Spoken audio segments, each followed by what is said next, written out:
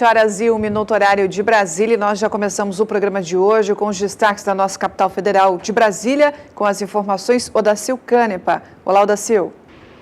Olá, bom dia a todos. Vamos então às informações de Brasília nesta sexta-feira.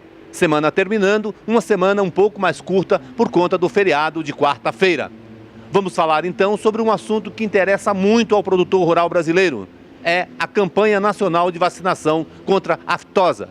A primeira etapa da campanha nacional de vacinação contra a febre aftosa já começou em 24 estados e no Distrito Federal. A previsão é que sejam imunizadas 216 milhões de bovinos e 1,4 milhão de bubalinos. O estado de Santa Catarina é o único que não vacina mais, pois é considerado livre da doença sem vacinação. Os estados do Espírito Santo, Acre e Paraná são os únicos que vacinaram apenas animais jovens com até 24 meses de idade. Já o estado do Amapá fica fora dessa etapa, mas vacinará todo o seu rebanho nos meses de setembro e outubro. É isso. Então, bom final de semana a todos. De Brasília, Odacil Canepa. O município de Itapurá, localizado no Médio Norte de Mato Grosso, é o maior produtor de suínos do estado. E no feriado do dia 1º de maio realizou a festa do leitão no Rolete. Valdir Pacheco acompanhou a festa de perto e traz as informações. O Parque de Exposição do município de Itapurá, muito conhecido como a capital mato-grossense da suinocultura, foi palco de uma das maiores festas gastronômicas de Mato Grosso. A festa do leitão no Rolete é um dia com muitos motivos para comemorar. Dia 1º de maio, além de ser o Dia do Trabalhador no calendário nacional, também é o Dia Estadual do Suinocultor. Ao todo, são 150 leitões deste porte que estão no fogo desde as 3 horas da manhã. E toda a renda deste evento será destinado à APAI. A diretora da APAI, Maria Luísa, explica que o recurso arrecadado na festa é utilizado para a conservação e manutenção da Escola Especial Vida e Esperança, que atende mais de 40 alunos e agradece a participação de toda a sociedade. É um desafio muito grande, né? Você mobilizar em torno de 200 a 200 pessoas para te ajudar, fazer parte da nosso propósito, né? Que é a PAI. Isso é um desafio para a gente, mas é gratificante ver que a coisa está se concluindo e que está sendo um sucesso. A sociedade, ela é muito participativa, né? Sim, sim. Aqui o nosso município, ele, quando solicitado, ele é presente. Então, assim, a gente só tem a agradecer a todas as pessoas do nosso município que nos ajudam e são parceiro nosso. Nas outras edições da Festa do Leitão, vinha uma equipe do estado do Paraná para preparar a festa. Nesta 6ª edição, a festa está sendo preparada pelos moradores de Itapurá. Faz tempo que a gente já está planejando, né, uns 4, 5 meses atrás, porque não era a gente que fazia esses eventos, né? Vinha o pessoal lá do Paraná, mas daí se tornou inviável para eles virem aqui, é muito caro, daí nós resolvemos pegar nós. Enfrentamos aí, estamos tocando, não sei como é que saiu, mas estamos aí. É uma experiência muito arriscada, muito nervosismo com todo mundo, porque a gente tem experiência de assar carne, faz porco paraguaia, mas nunca porco no rolete. Então foi uma experiência muito boa para todo mundo. Aí deu certo, todo mundo está muito feliz. A princípio, assim, como eu tenho a minha empresa, então eu tenho conhecimento com vários funcionários e como a gente é mais fácil de lidar e a maior parte vem por ser a PAI, né? Por ser um esforço que faz para a entidade, né? Para o diretor da Regional Norte da Associação dos Criadores de Suínos de Mato Grosso, a Crismate, a suinocultura na região tem muito espaço para crescer. Nós da Crismate temos muito envolvido, muito interessado em desenvolver o norte do Mato Grosso. Nessa área que nós temos campeões do Brasil de grão, de alimento para suíno. E o pessoal do sul está vindo para cá, então há um interesse muito grande. E hoje está muito baixíssima a produção de carne suína, que é a melhor carne do mundo. Porque o pessoal leva um milho daqui para o norte, São Paulo, para o sul, custando o dobro do preço. Só o frete dá outro tanto do milho. E nós temos essa vantagem, fornecer carne mais barata no norte do Mato Grosso. Então a nossa campanha vai ser rigorosa para nós triplicar essa produção. De Itapurá, Mato Grosso, Valdir Pacheco. Um levantamento feito pela Secretaria de Agricultura de São Paulo indica que a área cultivada com soja referente à safra 2018-2019 deverá ser maior no estado. Quem traz mais informações deste assunto é o repórter Gustavo D'Angelo. O levantamento consolida a informação anterior de que a cultura da soja superou a marca de 1 milhão de hectares em São Paulo. A demanda firme pelo grão e derivados, como óleo e farelo, nos mercados doméstico e internacional, justificam o aumento de área da oleaginosa. Neste ano safra, espera-se um incremento de 10,50% na área destinada à cultura em relação a 2017 e 2018, alcançando 1.059,3 hectares. Entretanto, a produção está 7,40% inferior à passada, em virtude de uma queda de 16,20% na produtividade. O clima seco e quente de janeiro foi determinante para a redução do volume a ser produzido. Ressalta-se que estes dados se referem às culturas irrigada e sem irrigação. As regiões de Itapeva e Assis são as duas maiores produtoras do grão no estado. E foi aberta oficialmente ontem aqui em Mato Grosso do Sul a campanha nacional de vacinação contra a febre aftosa. A repórter Kylie Rodrigues acompanhou o lançamento oficial da campanha, que este ano apresenta novidades em relação a edições anteriores. Durante a solenidade de abertura da campanha de vacinação, autoridades do setor mencionaram que a meta é imunizar 21 milhões de animais, entre bovinos e bubalinos no estado. A vacinação contra a febre aftosa teve início no dia 1º de maio, terminando no dia 31 para os proprietários das regiões do Planalto e Fronteira. Já os produtores do Pantanal podem imunizar o rebanho até 15 de junho. Conforme o calendário oficial, o registro da vacinação deve ser feito até 15 de junho para produtores do Planalto e Fronteira. Já a região do Pantanal tem até o dia 30 de junho para regularizar o registro no sistema da Iagro. O produtor que deixar de vacinar ou não registrar a vacina estará sujeito à multa. O produtor ele necessita fazer a declaração do estoque efetivo de bovinos e bubalinos na propriedade. Então, antes dele efetuar a declaração da vacinação, ele tem que fazer o ajuste do saldo dele na propriedade. O que é esse ajuste? É ele informar o real número de animais que ele tem na propriedade. A nova dosagem da vacina, que este ano passa para 2 ml, agradou a classe produtora. 5 ml estava causando muita inflamação, além da mão de obra, o mal-estar aos animais. Então, a experiência que a gente tem é que as vacinas com menos volume inflamam menos. Então, isso vai ajudar tanto no manejo como nos prejuízos após o abate, na limpeza. Mato Grosso do Sul está entre os estados com o melhor percentual de cobertura vacinal do país. Caminha junto também pela retirada da vacina até 2021. Nós dividimos o país em 5 grandes blocos. Essa vacina ela vai ser retirada de forma gradual e de forma segura, sustentável, para que a gente não corra nenhum risco. Claro, o risco nós sempre vamos ter, mesmo vacinando o nosso rebanho a gente tem risco. Se respeitou as relações entre os estados, né?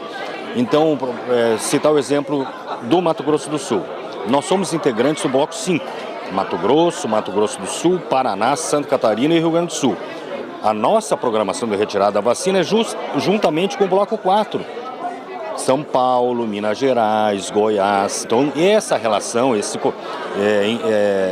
inter-relação entre os estados, esse comércio de gado, que é muito importante, ele foi respeitado. Esse status é um status importante, principalmente porque vai permitir ao Mato Grosso do Sul colocar a sua carne em mercados que, por enquanto, ainda não compram a carne sul-mato-grossense. Então, essa ampliação de mercados é importante porque permitirá para a gente adquirir oportunidades de ampliação de renda, de trabalho, de emprego, além de garantir a segurança alimentar e a qualidade do produto que nós oferecemos para o Brasil e para todo mundo, né? De Campo Grande, Kylie Rodrigues. Com o final do período das águas se aproximando, o produtor que optar pelo sistema de confinamento, é hora então de se preparar. Especialistas no assunto acreditam que o momento é bom e tudo indica que esse ano muitos produtores irão confinar seu gado. Acompanhe mais informações na matéria de Kylie Rodrigues. Estudiosos de mercado estão apostando no sistema de confinamento em 2019. De acordo com especialistas, o produtor está motivado em confinar o rebanho. Cautela e planejamento são necessários. O pecuarista precisa fazer o dever de casa e estar atento ao que acontece fora da porteira. O confinamento não é uma coisa que você decide do dia para a noite. Então, fazer o planejamento do confinamento é uma estratégia, é uma coisa que tem que ser pensada com muita antecedência para você ter êxito no processo. Os pecuaristas que investirem no sistema de confinamento em 2019 devem ter maior rentabilidade. A expectativa é de uma oferta maior de grãos, como também uma elevação na cotação.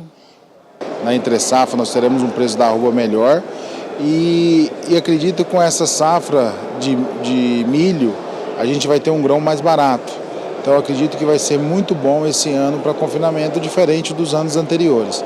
Acredito que esse ano vai ser um ano para investir em tecnologia, um ano para poder fazer bons controles e tentar acertar o máximo, que a lucratividade vai ser muito boa. De Campo Grande, Kylie Rodrigues. São 7h38, já estamos de volta e no mês que vem o governo federal vai anunciar oficialmente os valores do Plano Safra 2019. Entidades do agronegócio estão discutindo quais pontos prioritários para atender a demanda do setor. Em Brasília, conversamos com a CNA sobre o plano. Acompanhe.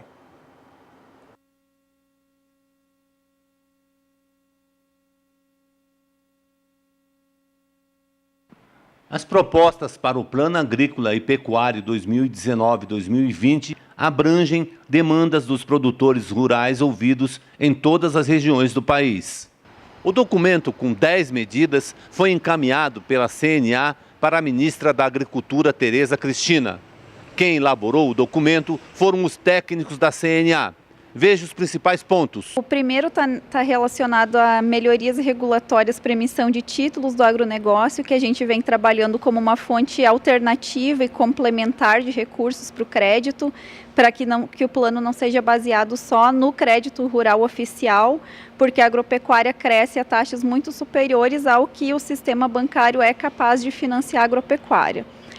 O segundo capítulo trata de algumas medidas para desburocratizar o acesso ao crédito, como uma proposta para que o Ministério da Agricultura retome um grupo de trabalho que trata de custos cartoriais, porque a gente tem experiência de alguns estados em que o custo cartorial é tão elevado que ele acaba dobrando a taxa que o produtor está contratando, que é a taxa anunciada pelo governo. Aí os outros capítulos tratam da gestão de risco, formas de comercialização para a agropecuária. O presidente Jair Bolsonaro deu uma declaração no interior de São Paulo, na AgriShow, sobre juros. Eu queria saber como é que esse documento trata, o que ele pede com relação aos juros, já que o Banco do Brasil, segundo o presidente, cobra juros muito altos. O que nós acordamos com as nossas federações e chegamos a um consenso, a nossa proposta é que de fato seja reduzido em 0,5 ponto percentual a taxa de juros de quase todos os programas de financiamento para a agropecuária. Mas a gente deixou claro para a ministra e focou bastante que às vezes esse 0,5 ponto percentual que vai reduzir na taxa de juros os custos intrínsecos que a gente está chamando ao crédito rural, que é o fato do produtor ter que fazer vários registros em cartório da cédula de formalização do crédito, das garantias dele ter que contratar um seguro que ele não reconhece como uma garantia para aquela operação e para a atividade dele, que a ministra esteja bastante atenta a esses custos intrínsecos à contratação do crédito que oneram muito mais o produtor do que a taxa de juros que é anunciada pelo governo. A presidência da CNA entregou um documento para a ministra da Agricultura. Quero saber se outras áreas do governo, como por exemplo o ministro Guedes da Economia, também vai receber esse documento e qual foi o resultado, qual foi a resposta da ministra da Agricultura, se ela vai trabalhar, já que ela é governo. A primeira entrega foi feita para a ministra da Agricultura na semana passada.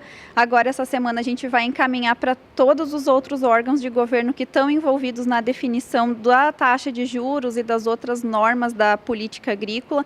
Então, a gente encaminha o documento para o Banco Central, Ministério da Economia, para as instituições financeiras, para as seguradoras, para todo mundo que está envolvido tanto na definição quanto na operacionalização da política agrícola. Então, tá bom, só para terminar, como é que a CNA chegou a essas demandas, né? Para o nosso telespectador entender como é que esse documento foi criado. Assim como nos anos anteriores, há 5 anos já a CNA, ela reúne produtores, assessores técnicos de sindicatos rurais, das federações de agricultura, e esse ano a gente teve 5 reuniões nas 5 regiões do Brasil com esses produtores e técnicos para definir prioridades, porque a política agrícola ela é gigantesca, envolve vários instrumentos de apoio à comercialização, crédito, gestão de riscos. Então a gente questiona o produtor o que para a safra 2019-2020 deve ser priorizado, e além disso a gente aplicou uma pesquisa com produtores que são assistidos pela assistência técnica e gerencial do Senar, para que eles nos dessem o suporte, além da assistência técnica, o que a CNA deveria defender junto ao governo para a implementação na safra 2019-2020. Então o documento foi construído ouvindo a base da CNA, que são os produtores rurais. Tá bom, eu tinha esquecido uma outra coisa. Esse ano, alguns programas como Inovar e Madeira Frota, o dinheiro acabou antes da hora, né? Quer dizer, está faltando ainda uns 2 meses para o Plano Safra e já acabou o dinheiro. Tem que ter um suporte. Vocês se preocuparam com isso nesse documento? Então, a primeira proposta entre as 10 que a gente elencou como prioritária é que o governo anuncie um volume de recursos condizente com a real capacidade dos bancos colocarem no mercado. Porque o que a gente observou nas últimas 4 safras é que há um descasamento entre o que o governo anuncia, que todo governo quer anunciar um valor sempre superior de recursos e redução da taxa de juros, que é o ideal. Porém, quando o produtor chega lá na instituição financeira, não tem recurso naquela linha, ou ele é direcionado para uma outra linha que é mais fácil de acessar. Então, a nossa proposta prioritária é que seja anunciado um valor de recursos que realmente seja aquilo que, quando o produtor chegar lá na ponta, na instituição financeira, ele tenha acesso ao recurso, mesmo que seja um valor superior. Um valor menor, em relação ao que foi nessa safra. Porque senão acontece que, passados 6 meses do Plano Safra, algumas linhas já estão sem recursos e um anúncio muito alto gera uma expectativa muito grande no produtor e depois o que acontece lá na ponta não reflete o que foi anunciado. O anúncio oficial do Plano Safra está marcado para o dia 12 de junho. De Brasília, Odacil Canepa. O governo federal tem sinalizado desde o ano passado que vai reduzir a partir deste ano os gastos com financiamento ao agronegócio. Durante a AgriShow em Ribeirão Preto, técnicos do Ministério da Agricultura e da Economia já admitiram que a taxa de juros do Madeira Frota, a principal linha de crédito para a compra de máquinas agrícolas, terá juros mais altos já a partir deste ano. Sobre este assunto, o jornalista Walter Pulga Júnior conversou em São Paulo com o professor da Fundação Getúlio Vargas, Ademiro Vian. Vamos acompanhar. Ademir, obrigado por ter vindo. Vamos falar sobre o que é assunto no agronegócio agora, inclusive mais destacado por conta da AgriShow, né? Falamos de financiamento de safra, de programas de financiamento do governo. Este plano safra, o governo indica, será um plano bem diferente. O que o governo vai fazer a partir de 1º de junho nesse novo plano, Ademir? Ele vai sinalizar mais fortemente para o setor do agronegócio a saída dele paulatina do financiamento do grande produtor e do médio produtor, principalmente aqueles produtores que produzem commodities, produtos comoditizados, tipo soja, café, milho, né? Ele vai saindo paulatinamente e vai indicar claramente no plano que vai financiar somente o pequeno produtor, a agricultura familiar. E vai também cuidar mais do seguro rural, né? Então esse vai ser o plano que ele vai desenvolver agora, que já está em desenvolvimento e que vai fazer a divulgação. Bom, agora durante a AgriShow as autoridades já admitiam que um dos programas mais importantes no Plano Safra é o Madeira Frota, né? O volume de recursos destinado à compra de máquinas e equipamentos agrícolas e que teria agora juros mais altos. Encarecer para o produtor você vê como uma informação negativa, é ruim para o agronegócio brasileiro? Não vejo dessa forma. Como eu disse, o governo já está sinalizando a saída dele paulatina, né? E este é um setor que já tem que olhar isso como uma realidade. Então, o que o governo está indicando agora nesse momento? Ele está indicando, olha, eu vou sair, tá?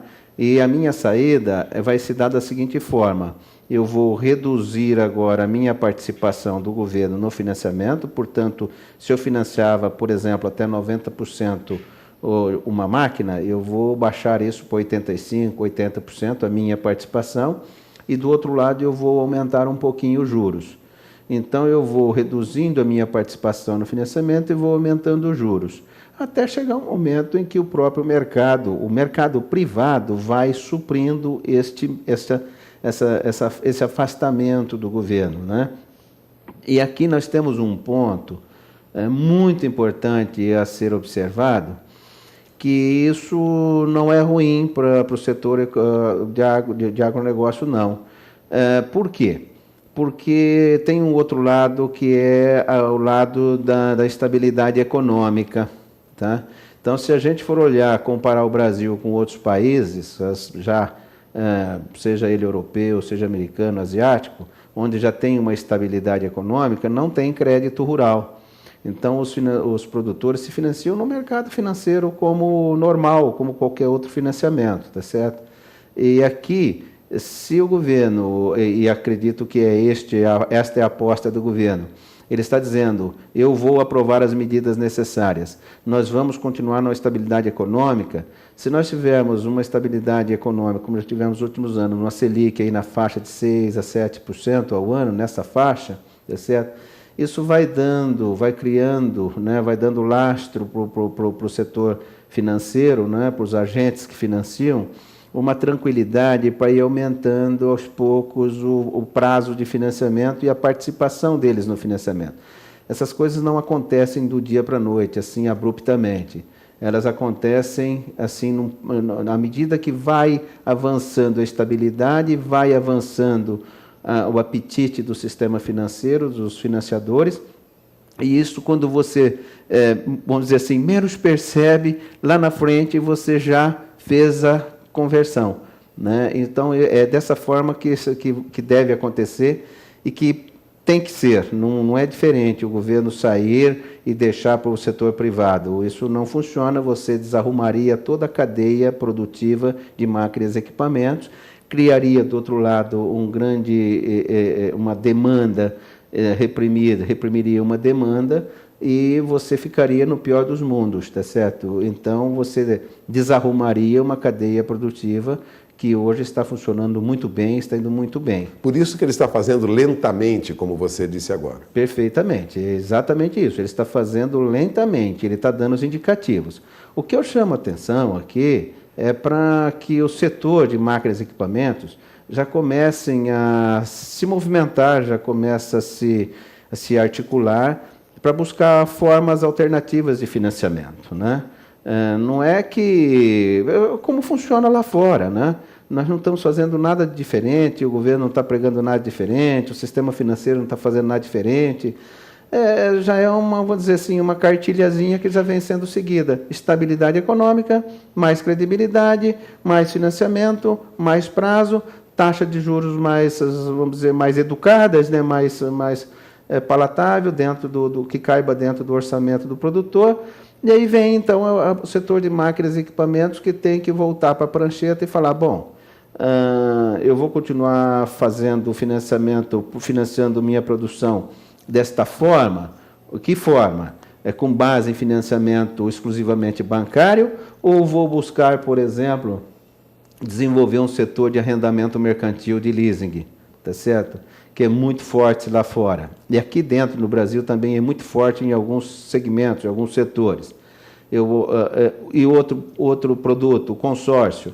Então, por que não esses setores de máquinas e equipamentos já começarem a pensar, por exemplo, nessas duas alternativas, como forma de escoamento da sua produção? Então, nós aí teríamos o financiamento, o consórcio, o leasing, Ou seja, para não colocar todas as suas fichas num único modelo de escoamento da produção. Agora, o governo tem sinalizado também um aumento da verba destinada a subsidiar o seguro rural. A saída para o seguro rural, garantindo renda ao produtor, é uma maneira também do governo lentamente passar para a iniciativa privada o risco do agronegócio? Excelente pergunta. Claro que é. É fundamental. Né? Isso é, vamos dizer assim, é a peça-chave desse quebra-cabeças, tá certo? O seguro rural, ele dá ao agente financeiro, ao financiador, não precisa ser só um banco financiando, mas pode ser, por exemplo, um barter, enfim, um outro modelo de financiamento estruturado, mas ele dá a tranquilidade, né, como garantia. Né? Então, com o seguro, quem está financiando uma máquina tem a certeza de que, ou pelo menos quase 100% de certeza, né, de que não vai ter inadimplência naquela operação. Ou seja, se o produtor perder a sua lavoura por seca ou por muita chuva, coisas do gênero, tá, ele vai ter indenização. Portanto, ele não vai deixar de atuar e de produzir. E ele vai ter liquidez para pagar aquela parcela, aquele financiamento, honrar aquele débito que ele tem com a gente e vai continuar na atividade. É essa tranquilidade que o agente financeiro, são duas tranquilidades, são dois pontos que ele precisa. Uma é estabilidade econômica e a outra é uma segurança de que o cidadão vai continuar, o produtor vai continuar na atividade, gerando renda para honrar o seu compromisso. Então a perspectiva, a princípio, é boa. Atrás da estabilidade, é o que o governo procura agora, e aumentar o seguro para garantir a renda do produtor. Exatamente. Então, agora, uma vez dada essa diretriz de que, olha, eu vou saindo lentamente do financiamento das máquinas e equipamentos, por outro lado, eu vou começar agora a me dedicar a implementar um seguro rural mesmo no Brasil inteiro, por inteiro, tá certo? Temos hoje um seguro rural funcionando, né?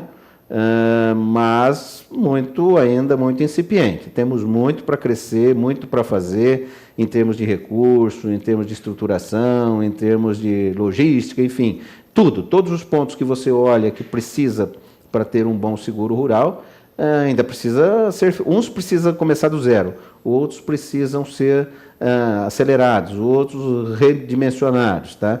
Mas, sem dúvida nenhuma, o seguro rural ele é a peça-chave de todo esse tabuleiro aqui, esse quebra-cabeça.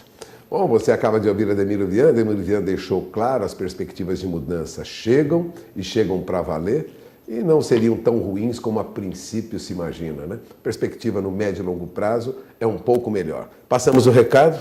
Passamos o recado. Eu acho que daqui para frente, uma vez divulgado o plano, absorver essas informações com muita maturidade e olhar, porque para frente ainda tem muito a ser feito, tá? E tem muito que a gente pode fazer que não está sequer ainda na prancheta.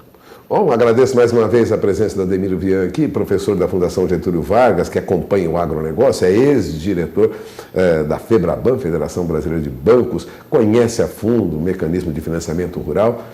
Agradeço sempre a presença do Ademiro aqui conosco. Vamos encerrando esta entrevista. É com vocês.